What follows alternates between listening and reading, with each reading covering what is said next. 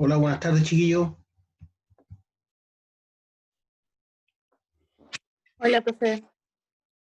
Estamos empezando a ver el tema de los problemas que suscita el panel caving, el block caving tradicional. Eh, Así que vamos a seguir con eso.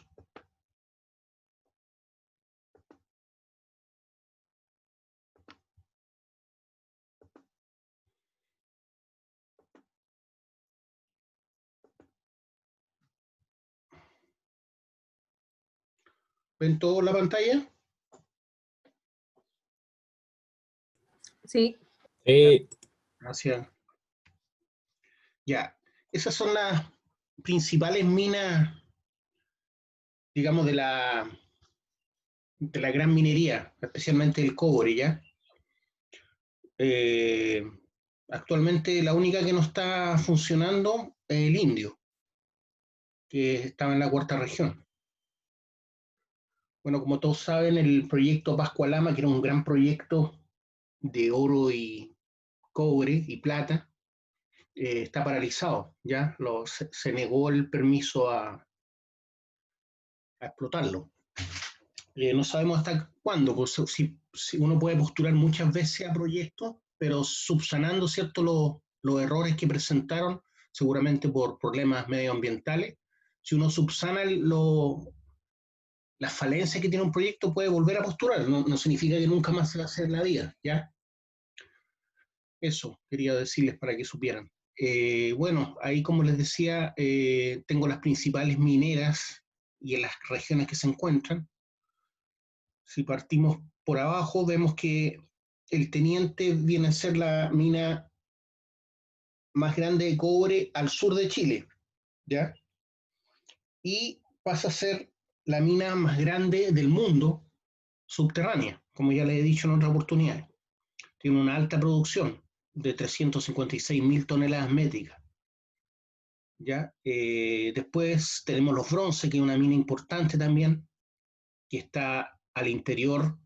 Cuando uno va a Farillones en Santiago, queda camino a Farillones, ¿ya? Después, en vez de doblar hacia la derecha, uno dobla hacia la izquierda y va a los bronce. Esa mina es un porfio cuprífero, al igual que el Teniente. Ya todas las grandes minas de cobre son porfios cupríferos. Después, en la quinta región tenemos Andina, ¿cierto? De Codelco también, y tiene una producción de 258.000 toneladas métricas. Piensen ustedes que ese yacimiento es el mismo que corresponde a los bronces, ¿ya? O sea, la producción es de un solo yacimiento, un solo porfio. Lo que pasa es que Codelco lo explota de norte a sur, en Andina, y Anglo American lo explota de sur a norte, que serían los bronces. Pero el porfio cuprífero es el mismo yacimiento. De hecho, varias veces se han interpuesto y han habido problemas porque, sobre todo cuando estaban en la mina subterránea, se pasaban de un límite a otro, ¿ya? De la concesión minera, a eso me refiero, a los límites de la concesión minera. Después tenemos los Pelambres, que también es una mina importante, ¿cierto? En la cuarta región, esa explota a rajo abierto. Después tenemos Carmen de Andacollo, que es una mediana minería, digamos, no gran minería, que es de 22.000 toneladas métricas. Esa, esa mina que le estoy hablando es un rajo, también es un rajo, Carmen de Andacollo. Eh, Después, como pueden ver ahí ustedes, tenemos el Indio, que fue una mina muy importante de oro en los años 80 hasta los 90. Hoy en día está cerrada porque empezó a tener problemas de que el mineral que tenía oro contenía un elemento muy dañino, muy difícil de separar, que es el arsénico. Entonces por eso se tuvo que detener. Dejó de ser rentable la mina por eso, por problemas de arsénico. No es que ya se haya acabado el oro, ojo con eso. Después viene el Candelaria, ¿cierto? En la tercera región, cerca de Copiapó, que también tiene una producción importante, 240.000 toneladas métricas, ya también es un porfio cuprífero, y como está cerca de la superficie se explota a rajo abierto. Originalmente, se me olvidó decirle, Andina y dije el soldado, no parece que no nombré el soldado. Bueno, Andina y los Bronces eran minas subterráneas, ¿ya? Originalmente, y después se abrieron a explotarlo a cielo abierto. El soldado pasaba lo mismo, el soldado una mina cerca acá de, está en la comuna de Nogales, cerca del Melón, y también es un rajo hoy en día, ¿ya? Pero originalmente se explotaba por minería subterránea. Yo lo alcancé a conocer como mina subterránea. Después he ido varias veces, obviamente, al rajo. Antes teníamos la facilidad de ir a esa mina con salidas de terreno. Ahora, lamentablemente, no hemos podido nuevamente ir. Después tenemos Manto Verde, ¿cierto? El Salvador. El Salvador también es un pórfido, ¿cierto? Al interior de la tercera región, 81.000 toneladas métricas. Saldívar, Escondida, El Tesoro, Spence, Lomas Vallas, Mantos Blancos, Michilla, Chuquicamata, Radomiro Tomic, El Abra, Coyahuasi, Doña Inés de Coyahuasi, Quebrada Blanca y Cerro Colorado. Cerro Colorado está en la primera región, cerca de un pueblo que se llama Mamiña. Quebrada Blanca y Coyahuasi están una al frente de la otra, al interior de Iquique, como a 4 horas y media desde Iquique hacia la mina, ¿ya? Hay un camino que conduce a Coyahuasi y otro que conduce a Quebrada Blanca, a pesar de que están muy cerca, una enfrente de la otra. Uno desde Coyahuasi ve Quebrada Blanca y de Quebrada Blanca obviamente ve Coyahuasi. Tenemos el Abra también en la segunda región, eso está cerca de Calama, Radomiro Tomic también, Chucky, bueno, todo el mundo lo conoce, el rajo más grande del mundo, ya como hoyo hecho por el hombre, es lo más grande que se ha hecho. Estamos hablando de 3 kilómetros de ancho por 2 kilómetros, perdón, 3 de largo por 2 de ancho y 1 de profundidad. Ese es el hoyo que hizo el hombre ahí, 3 kilómetros, 3 por 2 y 1 de profundidad. Como ya era tan profundo, y los camiones estos gastan mucho combustible y tienen que hacer muchos recorridos, ¿cierto?, por pendientes para salir con el mineral, dejó de ser viable la explotación a cielo abierto. Estoy resumiendo los problemas, obviamente, no estoy dando detalles, y se pensó en explotar mediante minería subterránea, y hoy actualmente está en eso Chuquicamata. Se pusieron debajo del rajo, ¿ya?, para explotar toda la parte del pórfido que no ha sido explotado, que está bajo el último punto, es cierto, de 1 kilómetro de profundidad hacia abajo. Después le sigue Michilla, que está cerca de la costa. Por la costa uno va camino a Tocopilla y se encuentra con Michilla desde Antofagasta. Manto Blanco está eh, al interior de Antofagasta, cerca, como a media hora de Antofagasta. Lomas Vallas debe estar como a 45 minutos de Antofagasta. Estos dos, Manto Blanco y Lomas Vallas, están muy cerca y están como a mitad de camino de Calama. Spence está más cerca de Calama que de Antofagasta, ¿ya? El Tesoro, no he ido a esta yo. A la mayoría de las que están nombrando he ido. Segunda región, Escondida, también la conozco, Saldívar también. Esas están una al frente de la otra. Están mucho más al interior, ¿cierto?, de Antofagasta, no están camino a Calama.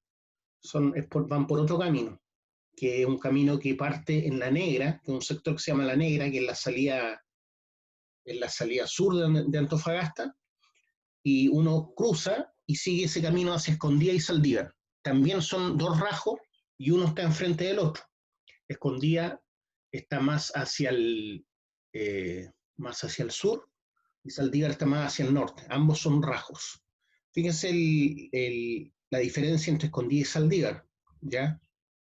Más o menos 8 veces más la producción de Escondida que de Saldívar. Pero piensen, si comparan Saldívar con el Teniente, a pesar de que Saldívar es un rajo y no es pequeña ni mediana minería, es gran minería, tiene más producción que el Teniente. Entonces ahí uno se da cuenta de la magnitud del yacimiento del Teniente. Y cuando habla de la mina del Teniente, uno tiene que pensar en varias minas, ¿ya? Son varias minas que se están explotando al mismo tiempo, a distintos niveles, a distinta cota, ¿cierto? En profundidad. Entonces no es que sea una sola explotación, sino que como el porfio es tan grande y mediante minería subterránea se está explotando en varios puntos. Eso, las producciones no han cambiado mucho, son más o menos las mismas, ¿ya? Por eso no he cambiado la imagen esta. Ahí tenemos lo mismo, y ahí estamos viendo una torta, ¿cierto? Un gráfico tipo torta, en donde uno ve que cada trozo de la torta indica el porcentaje que corresponde a una mina. La mina más grande, la de mayor producción del mundo de cobre, es Escondida, con color turquesa, 19%, ¿cierto? Entonces, cuando hay un paro en Escondida, hay problemas, qué sé yo, de los contratistas, o se tomaron el camino, cualquier cosa que tenga que ver con los sindicatos, el precio del cobre empieza a subir al tiro, porque estamos hablando del 19% de la producción de Chile, ¿ya? En cuanto a lo que es minería, en cuanto a cobre. Lo mismo después le sigue, después de Escondida, ¿cuál le sigue? De acuerdo a la torta, el 13%, ¿cierto? Chuquicamata, 13% Chuquicamata. Después el 9%, eh, Doña Inés de Coyahuasi, si no me equivoco. Doña Inés de Coyahuasi, sí. Y esas son las mayores productoras de cobre a nivel nacional, ¿ya? Y nosotros tenemos aproximadamente el 30% de la producción mundial, ¿ya? 30% de la producción mundial de cobre. Y las reservas que tenemos son equivalentes al 30% también de todo el cobre que hay en el mundo. Eso gracias a la región de Antofagasta, ¿ya? Esa región no era nuestra, como ustedes bien saben. Se ganó esa región, la región de Antofagasta, porque la gran mayoría de estas minas que nombramos están en la segunda región, ¿cierto? En la región de Antofagasta. Piensen, les voy a nombrar solamente las que están en la segunda región, ¿ya? Tenemos el Abra, Radomiro Tomic, Chuquicamata, Michilla, Mantos Blancos, Lomas Valla, Spence, Escondida, Saldívar, todas están en la segunda región, o sea, en la región de Antofagasta. Entonces, una región inminentemente minera. Al principio esa región era salitre, ¿cierto? Salitre, nosotros explotábamos el salitre allá, la mayoría de la mano de obra era chilena, los yacimientos eran explotados por los ingleses, pero la mano de obra era la mayoría chilena, y hoy en día la explotación es el cobre. O sea, Chile no sería lo que es si no fuera por la segunda región, la región de Antofagasta, que fue ganada, ¿cierto?, después de la Guerra del Pacífico. Todo ese territorio era boliviano, ¿ya? Bueno, ahí hay unas pequeñas reseñas sobre la mina El Teniente. Como les decía, es la mina subterránea más grande del mundo.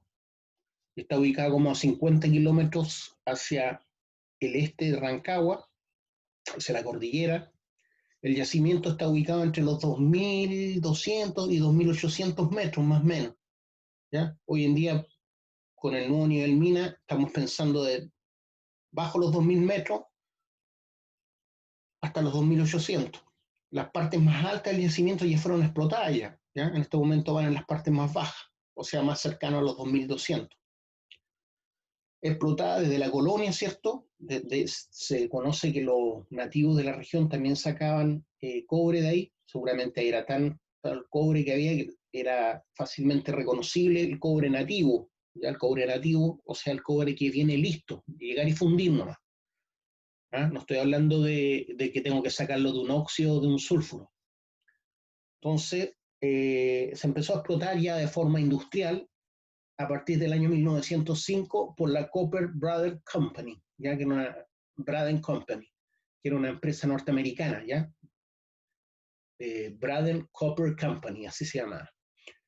Entonces, la parte central del yacimiento de la mina del Teniente se llama Pipa Braden, en honor, ¿cierto?, a la empresa que lo explotó originalmente, y a un ingeniero que era de apellido Braden. Entonces, como les decía, se está explotando, digamos, a nivel masiva del año 1905.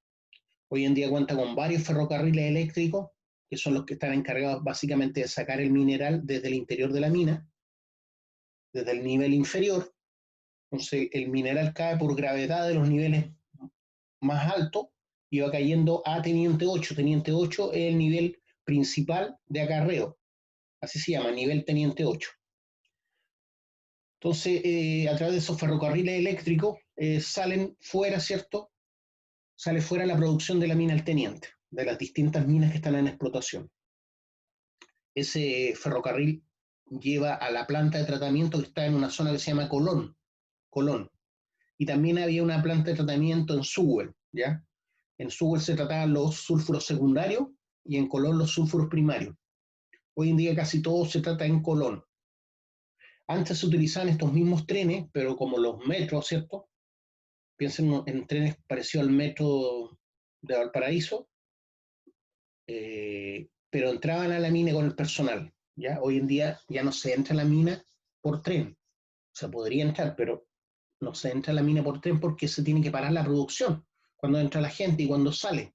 Entonces eso implica un costo, ¿cierto? Detener la producción. Se dio cuenta que al detener la producción, qué sé yo, media hora antes de la salida de las personas, más la media hora en salir y después para entrar, lo mismo, se pagaba, ¿cierto? Que la gente pudiera ingresar en buses y en liebres. De hecho, yo trabajé los años 2001, 2002 y 2003, y en el último año, como les decía, empezamos a entrar en buses a la mina, en buses grandes o en liebres, dependiendo de la mina que uno iba. Las liebres iguales que las que se mueven acá, y los buses igual que los buses que van, por ejemplo, de Santiago a Valparaíso o de Valparaíso a Santiago, ¿ya?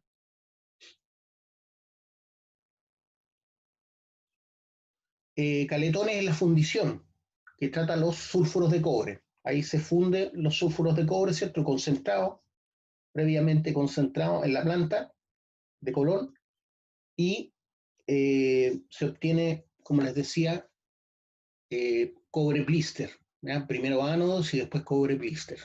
Entonces ahí se obtiene cobre con un 99,6% de pureza. Eso es refinado a fuego, ¿ya? Para obtener un cobre de mayor pureza tengo que pasar por el proceso de refinación vía electrólisis, ¿ya? Entonces a eso le llamamos refinación electrolítica, en donde se diluyen ese cobre blister, ¿cierto?, en celda electrolítica, y a través del paso de corriente del ánodo al cátodo,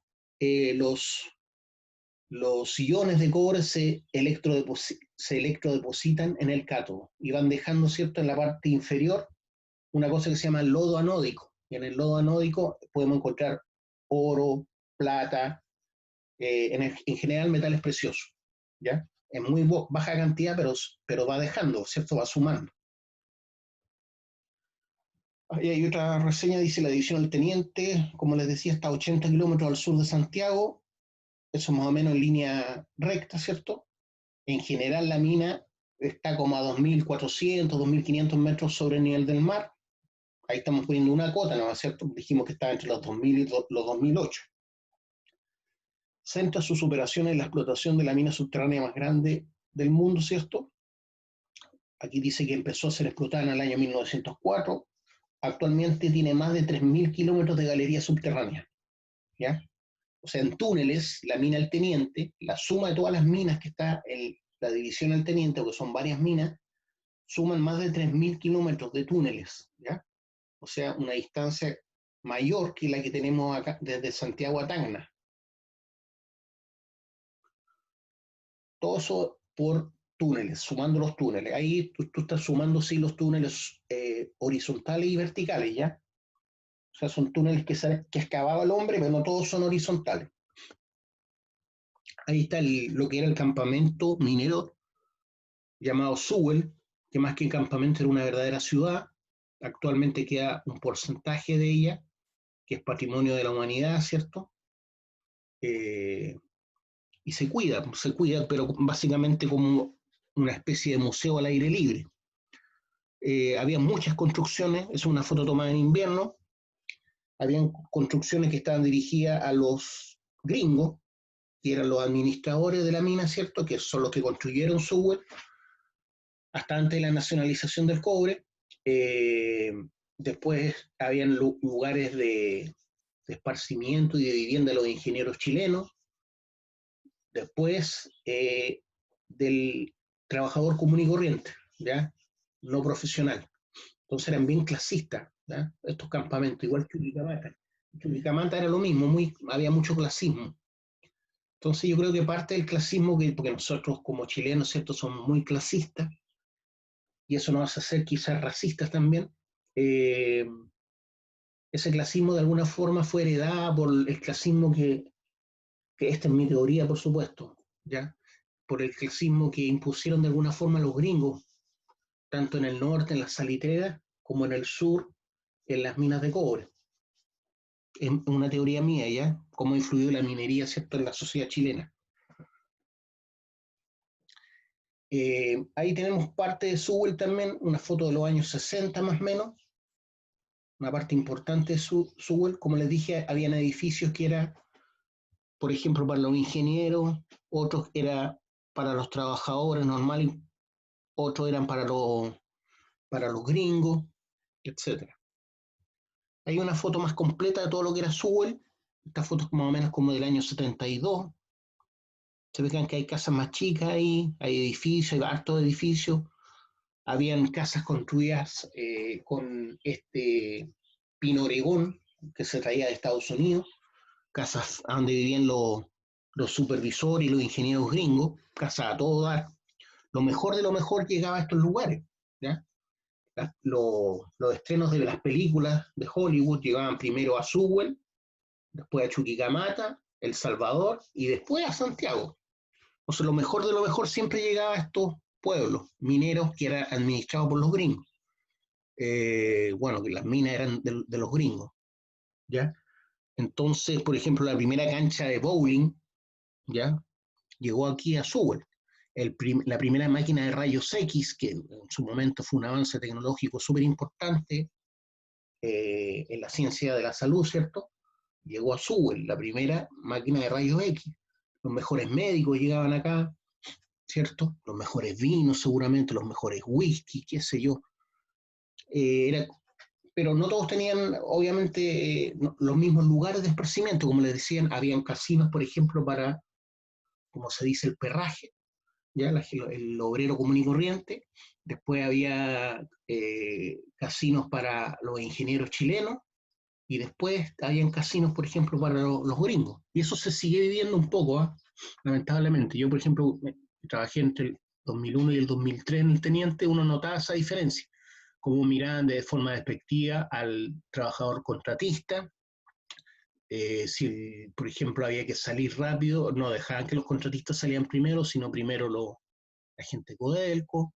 Hay diferencia de sueldo, obviamente, la gente contratista es la que hace la pega más dura y gana la mitad de lo que gana un viejo de Codelco, por ejemplo. Entonces existe todavía ese clasismo, lamentablemente. La gente Codelco incluso tiene rol A, rol B y rol C, ¿ya? Los ingenieros civiles son rol A, los ingenieros de ejecución son rol B, y rol C son los trabajadores o técnicos. Eso que está ahí es el cráter de subsidencia. Como estamos sacando mineral bajo la tierra, eso corresponde a la base, ¿cierto?, de todo lo que está arriba. La base de toda la roca, ya sea mineral o estéril, que está arriba y que llega a la superficie. Entonces, como estoy sacando mineral de las entrañas de la tierra, arriba se produce el cráter de subsidencia, ¿ya? Y es como se va hundiendo el suelo, la superficie, ¿cierto?, en la medida que yo voy sacando material bajo la tierra. Es un cráter amplio, que esta foto es del año más o menos 2001, y para más o menos para que tengan una idea del tamaño de esta cosa, un bus, por ejemplo, es como el porte de esa roca que está ahí, un bus, ¿ya? Entonces estamos hablando que esta cosa debe tener por lo menos unos 200 metros de diámetro, ¿ya? Obviamente, si algún día usted puede ir para allá, porque esto se va chequeando, va gente a chequearlo, a ver cómo se va moviendo con equipos topográficos. Entonces, a veces uno puede llegar a esta zona, ¿ya?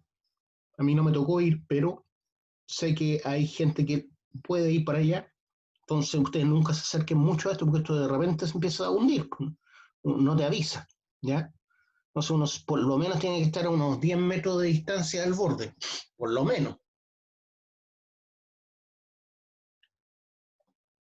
Ahí están parte de las locomotoras, los trenes metaleros que traen el mineral desde la mina a la planta de beneficio que está en Colón, ¿ya?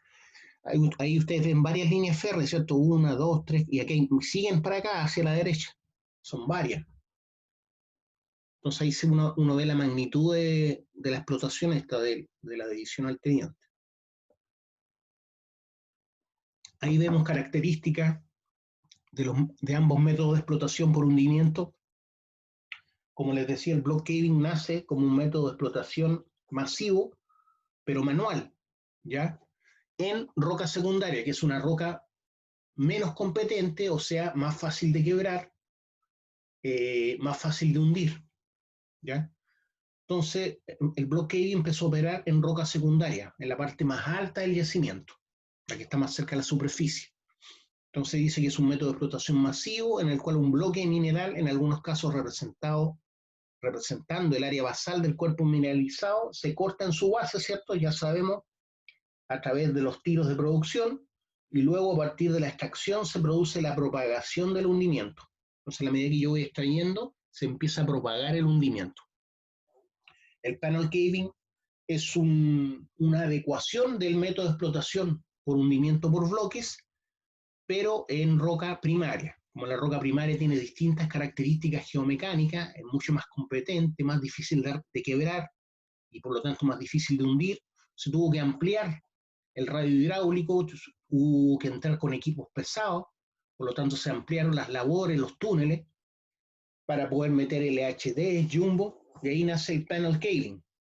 Es una forma de método de hundimiento en que bloques consecutivos o paneles también llamados se hunden en forma continua de modo de evitar la dilución lateral y los esfuerzos de relajación producidos en el método convencional de block caving, ¿ya? Entonces, block caving se llama block caving tradicional, que está enfocado a la roca secundaria, donde encuentro principalmente, ¿cierto?, los sulfuros secundarios, ya sabemos cuáles son, calcosina, cobalina, bornita. También voy a encontrar calcopirita, pero en menor grado. En cambio, en el panel caving básicamente encuentro como mineral útil para sacar el cobre, calcopirita, ¿ya? Dentro de toda la masa rocosa que saco, lo útil para sacar cobre, para concentrar el cobre después en planta, es como mineral la calcopirita. No significa que no aparezca cobalina, calcosita y bornita. Sí, voy a encontrar, pero en mucho menor grado. Ya, ahí tengo un corte de perfil de una explotación por panel caving, ¿ya? Donde se ven los distintos niveles. Aquí tengo el nivel de hundimiento, también llamado undercut level, el nivel de producción, que está 20 metros más abajo del nivel de hundimiento. Entonces toda esta zona es pilar. Tengo que dejarla, o si no, esto se cae encima del nivel de producción y se murió el nivel de producción. Entonces, acuérdense que los mineros somos constructores bajo tierra, somos como topos, ¿ya? Entonces tenemos que dejar estructura para que no colapse la mina, ¿cierto?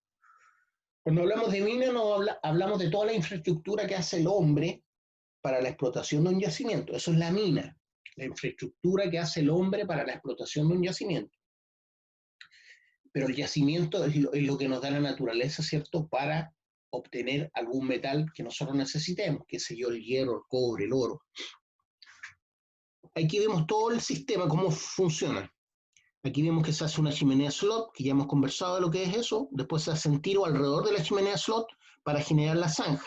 Entonces hay tiros radiales que van cada 1,5, cada 2 metros hacia atrás, ¿cierto?, hasta comerme toda la zanja para que empiece a caer el mineral del nivel de hundimiento hacia arriba. Cómo socavo la base del bloque de mineral que voy a hundir o del panel de mineral que voy a hundir. En este caso, en este esquema, se ven tiros horizontales. En otras partes hay tiros radiales hacia arriba. En este caso hicieron tiros horizontales, tronan eso y esto empieza a hundirse, esto empieza a caer. ¿Por qué? Porque supera el radio hidráulico. El radio hidráulico generalmente está de alguna forma delimitado por los ejes que hay entre una zanja y otra, ¿ya? Obviamente, entre este eje y este otro eje, tengo una distancia mayor que el radio hidráulico crítico. Acuérdense que hablamos del radio hidráulico crítico, que era la distancia, ¿cierto?, horizontal, que es capaz de sostener, es la distancia máxima en que la roca se autosostiene si yo socavo su base. Si supero esa distancia, obviamente la roca empieza a hundir, a quebrar, ¿ya? Entonces, obviamente, entre ese eje y este otro eje, ¿cierto?, de la zanja, tengo una distancia mayor que el radio hidráulico crítico, o si no, esto no hundiría. Entonces, al hundimiento se le llama caving en inglés, caving. Después tengo el nivel de producción, donde trabajan los LHD, ¿cierto? El nivel de producción está pavimentado con una losa firme para sostener, ¿cierto?, estos equipos pesados que son los LHD, ¿no?, de 13 yardas cúbicas, estamos hablando de más o menos 8 metros cúbicos de capacidad, donde sacan mineral de estos puntos de extracción que vimos en otra PPT, ¿cierto? En los puntos de extracción se saca el mineral y se vacían en estos puntos de vaciado. Se vacía el mineral en estos puntos de vaciado. Estos puntos de vaciado son piques, ¿cierto?, que me unen el nivel de producción con el nivel de acarreo de la mina. Cada mina en particular tiene un nivel de acarreo. Ese no es teniente 8, ¿ya? Es un nivel de transporte solamente de esta mina, ¿ya? Entonces el mineral llega a través de estos piques, aquí hay un buzón, esto está en, ¿cómo se dice?, AutoCAD dibujado, si fuera, no, bueno, en este caso es una imagen solamente, pero si estuviera en AutoCAD yo podría abrir esta imagen y empezar a ver cada detalle del buzón, ¿ya? Lo mismo acá, esta es la sala de chancado primario que está dentro de la mina. Entonces ahí ese es el buzón, ¿ya? Que es una estructura, ¿cierto?, de acero, de hormigón, armado, que me permite descargar de forma controlada el mineral que trae estos piques, que traen estos piques, y en este caso cargan camiones, pero podrían ser trenes, ¿ya? Y el mineral llega a esta zona donde hay otro punto de vaciado, ¿cierto? Hay una parrilla, ¿cierto?, que me evita que el material más grueso caiga, y ese mineral llega a esta cámara grande donde hay un chancador primario, ¿ya? Un chancador primario. Aquí hay una pera gigante que es el material, perdón, es como la herramienta de trituración, donde cae el mineral y esa pera se va moviendo y va triturando el mineral. Como les decía, una pera gigante de más o menos unos 5 metros de altura. Ahí se ve algo de la pera.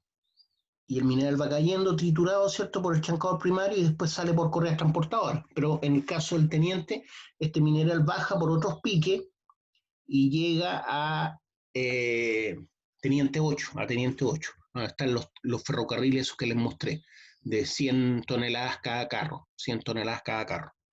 Acá, por ejemplo, si esta fuera la mina Esmeralda, aquí corren trenes, pero los carros son de 50 toneladas, no son de 100 toneladas como los que están en Teniente 8. Entonces ustedes aquí pueden ver las distancias que hay por entre cada nivel. Esas distancias no son aleatorias, ¿cierto? Son distancias calculadas para tener seguridad, con un factor de seguridad, ¿cierto?, para que no colapse la mina. Entonces tengo que dejar esos pilares. Por ejemplo, entre el nivel de hundimiento y el nivel de producción tengo 20 metros. Después entre el nivel de producción y el nivel de acarreo vemos 60 metros. Y después entre el nivel de acarreo y el nivel de ventilación 20 metros más, ¿ya? Y después muestran otro nivel de acarreo, el segundo nivel de acarreo, donde hay una correa transportadora. Y hay 40 metros más entre el subnivel de ventilación y el segundo nivel de acarreo. Entonces ahí uno se da cuenta de la magnitud de la mina. Aquí tengo 60 metros, 120, ¿cierto? 140 metros, a lo menos tiene de infraestructura la mina, ¿ya? ¿Alguna duda, alguna pregunta de lo que estamos viendo? Chiquillo. El panel es para roca primaria. Sí, para roca primaria.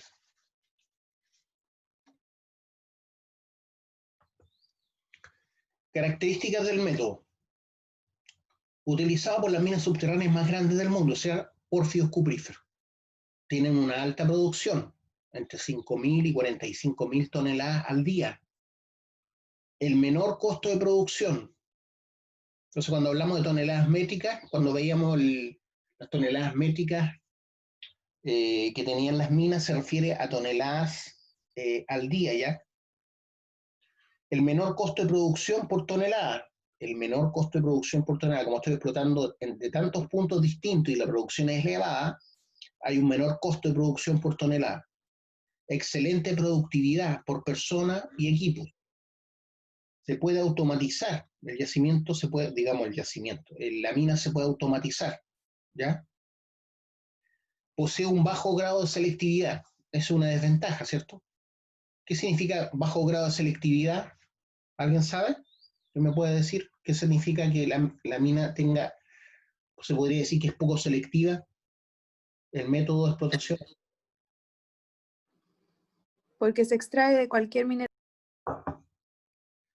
Pues no puedo seleccionar el mineral de mejor ley con el de menor ley, ¿cierto? Porque esto va hundiendo solo y van a haber trozos o áreas o volúmenes de mineral de menor ley, porque el macizo rocoso, donde están los yacimientos, no es una cosa homogénea, es heterogénea, ¿ya? Es distinto un sector de otro. Hay distintos tipos de roca, distintas leyes también.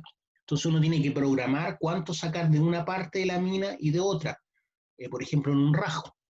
Pero en este caso no puedo programar mucho, ¿ya? Por eso dice que de baja selectividad. Entonces, si, por ejemplo, se diluye mucho el mineral, tengo que traer mineral de mejor ley de otra zona para que pueda llegar con la misma ley que me están tratando en la planta. En la planta me dicen que tengo que llevar, como ejemplo, una ley de 0,85%, ¿ya? De sulfuros de cobre. Yo no puedo llegar con una ley de 0,8 ni de 1, porque si no voy a perder recursos o no voy a poder recuperar, por ejemplo, toda la ley o todo el mineral del 1%, o me van a faltar reactivos para poder recuperar la mineralización de 0,8, por ejemplo, ¿ya? Entonces, si me dicen que tengo que llevar mineral de 0,85, tengo que llevar ese mineral. Me las tengo que arreglar para que llegue una ley pareja de más o menos 0,85%. Así se trabaja programado, ¿cierto? Y planificado la mina con planta.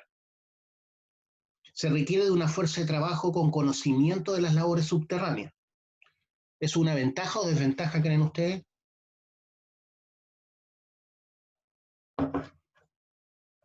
Se requiere de una fuerza de trabajo con conocimiento de las labores subterráneas. ¿Qué creen ustedes? ¿Es una ventaja o desventaja? Ya pues chiquillos, son 27, ¿cómo no va a poder alguien decir algo? Desventaja. Desventaja, ¿cierto? Porque no puede llegar cualquier persona a trabajar. Tiene que ser una persona bien instruida, que conozca, que haya trabajado en la mina, que sepa la diferencia entre un pique y una chimenea, que sepas cosas de explosivos, que quizás sepa manejar algunos equipos, ¿ya? Entonces no es tan fácil contratar gente que trabaje en un panel caving o en un block caving, ¿ya?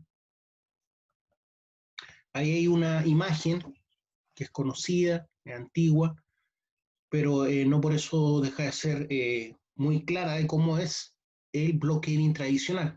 En este caso están mostrando cómo es el block caving tradicional. Aquí se hizo un sacado, ¿cierto?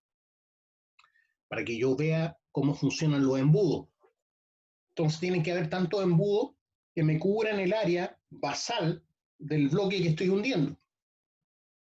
Entonces lo primero que se hace en la preparación del método de explotación, como ustedes pueden ver, son varias cosas, pues. El nivel de acarreo, los cruzados, ¿cierto? Los cruzados son los que se ponen bajo el nivel de producción. Ahí están las calles del nivel de producción. Y aquí tengo el nivel de hundimiento. Entonces tengo el nivel de hundimiento, el nivel de producción, y acá tengo el nivel de acarreo, ¿cierto? Aquí se están mostrando 3 niveles, no significa que sean los únicos. Falta el subnivel de ventilación que no lo dibujaron acá, ¿ya? Esta podría ser una unidad de explotación de un block caving, lo que estamos viendo. ¿ya? Entonces, cuando vemos esquemas, generalmente están mostrando una unidad de explotación. Ahí están mostrando cómo bajó el bloque, ¿se dan cuenta? Todo este bloque ya bajó varios metros, fácil unos 10 metros, ¿cierto? ¿Por qué? Porque está hundiendo el mineral. Lo que hice fue socavar la base con tiros radiales en el nivel de hundimiento. Esto se tronó, ¿cierto? Previamente tengo que haber hecho los embudos. ¿Para qué? Para que recepcionen ese mineral. Y al recepcionar el mineral de esta zona que quebré, ¿cierto? Y tengo como salía los embudos, una vez que salga todo el mineral que estaba sosteniéndolo de arriba, va a empezar esto a quebrar solo por gravedad, porque la distancia que hay entre un embudo y el otro es mayor que el radio hidráulico crítico, por lo tanto esto ya no va a poder sostenerse solo, empieza a quebrar, a hundir, ¿ya? Yo estoy obligando a la roca a que hunda, yo estoy provocando el caving al socavar la base del bloque o del panel, como queramos llamarlo, en este caso un bloque porque estamos hablando del bloque caving tradicional. Por lo tanto, deduzco, ¿cierto?, que todo esto es roca secundaria, una roca más fácil de quebrar. Estos quiebres, por ejemplo, se producen de forma natural. ¿Por qué? Porque socavé la base y esto empieza a hundir. Entonces, se van provocando quiebres cada vez más chicos en la medida que van llegando a la zona de recepción del mineral, que son los embudos, que son una infraestructura que yo hice, ¿cierto?, en la roca. Por lo tanto, toda esta zona que está acá también es mineral, ¿cierto? Toda esta zona es mineral, la zona de pilares. Aquí hay un pilar, aquí hay otro pilar, todo esto es pilar. Todo lo que es roca que yo dejo in situ es lo que soporta la infraestructura que yo socavé. ¿Ya?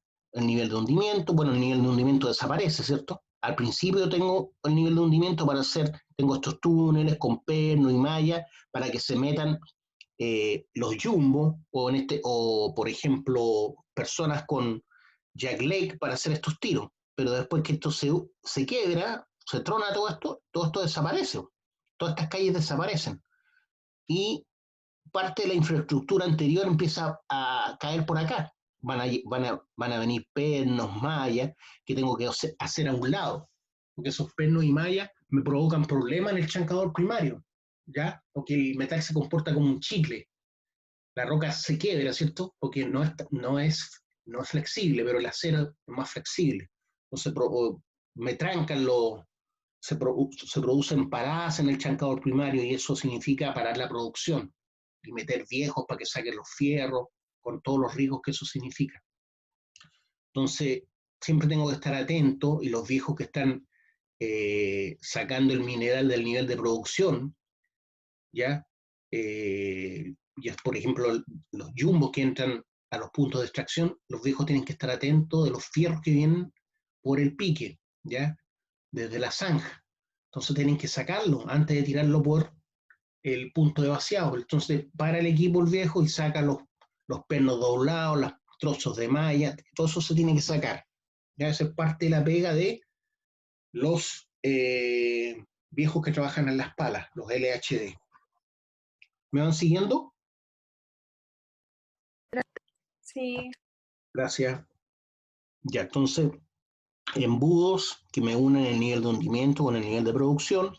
En el nivel de producción, en el block caving tradicional, aquí trabajaban unos scrapers, como los que vimos que trabajaban en Room and Pillar, ¿ya? Entonces esos scrapers que son como baldes que están hacia abajo, arrastraban el mineral que viene cayendo por estos piques, ¿cierto?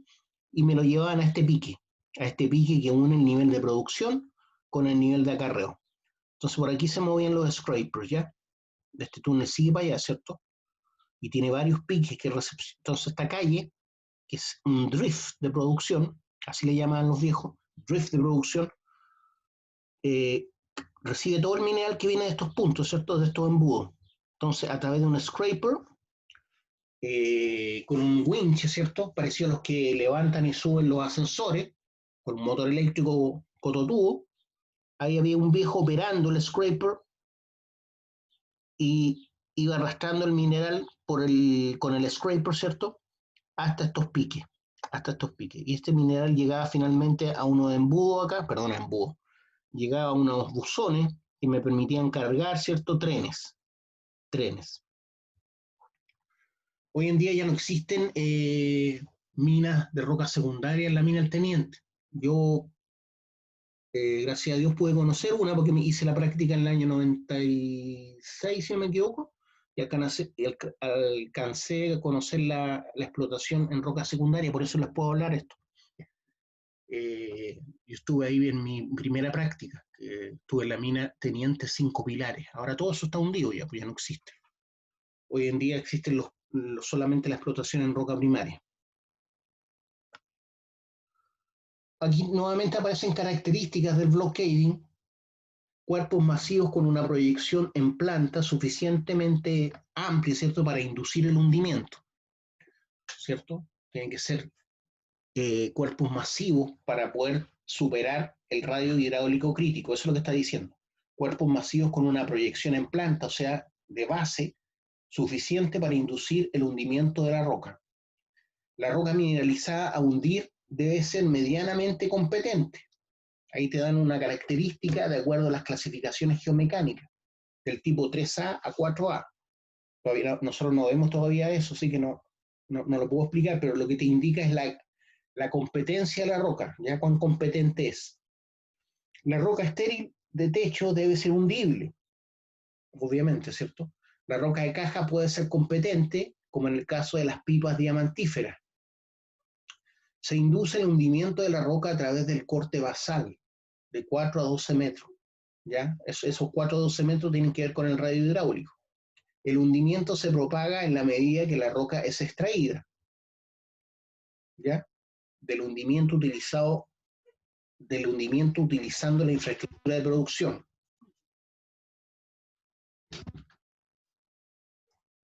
Después está, después dice que el mineral fino, ¿cierto?, va fluyendo, ¿cierto?, por medio de la gravedad, ¿ya? Y tiene un modelo más con la forma elipsoidal, ¿ya? Como un elipsoide, como una pelota de rugby parada. Es altamente productivo, de 0,75 toneladas por cada metro cuadrado, ¿cierto?, de base al día. Tiene bajos costos de explotación, estamos hablando de $2,5 por tonelada. Dice que es alto el costo de capital o el costo de inversión para empezar a trabajar en una mina de block caving o panel caving. Estamos hablando de $1,500 por cada metro cuadrado que tengo que invertir antes de la explotación. Todo lo que significa hacer los túneles, ¿cierto? La maquinaria que tengo que llevar, la construcción. Hay mucha construcción con hormigón armado en las minas, ¿ya? Por ejemplo, los puntos de vaciado, los puntos de extracción, en los buzones. Entonces hay muchos constructores que trabajan también en enfierradura, en las losas que se construyen en el nivel de producción. Es complejo todo la explotación. Tenemos una productividad que varía entre los 12.000 a 48.000 toneladas por día, ¿ya? Va a depender de la mina, ¿cierto? Si es roca secundaria, si es roca primaria. Tiene una dilución de más o menos un 20%. Dilución. ¿Eso es bueno o malo, la dilución? ¿Se acuerdan? Chiquillo, ¿es bueno o mala la dilución?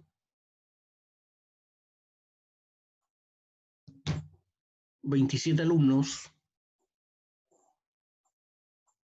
La dilución es mala, pues chiquillos. ¿Por qué? En el caso de la minería es mala porque me baja la ley. Si tengo una ley de un 1% y empieza a entrar estéril, me va a bajar la ley. Eso es la dilución. Ya hay una parte que no puedo evitar. Por eso dice que tiene una dilución aproximadamente de un 20%. Este método de explotación, hablando del bloque y del panel, tiene una recuperación de un 75%. ¿Qué significa eso? Que de lo que yo proyecto que voy a extraer solamente el 75%. ¿Ya? Recuperación mineral se refiere a eso. Después hay otra recuperación, que es la recuperación metalúrgica, ¿ya? De todo lo que llega a la planta, ¿ya? ¿Cuánto voy a recuperar realmente?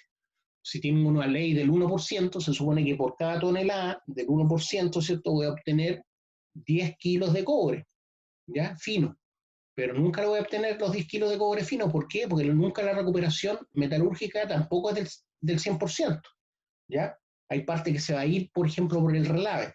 A eso se refiere. Entonces tenemos la recuperación minera, que es esta que estoy mostrando, 75%, y tenemos la recuperación metalúrgica, que es otra, que es cuánto voy a realmente captar de todo el cobre que está en la mena.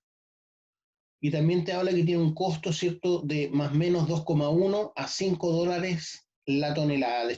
Por cada tonelada que saco, el costo implica 2,1 a 5 dólares la tonelada, ¿ya? Ahí no está incluido el valor de capital, ¿ya? De todo lo que tuve que invertir para la explotación. Ya, chiquillos, por hoy día lo vamos a dejar hasta acá, ¿ya? No sé si tienen alguna duda, alguna pregunta. ¿Dudas, preguntas? No, profe. Ya. Chao, profe. ¿Quién me envía la lista?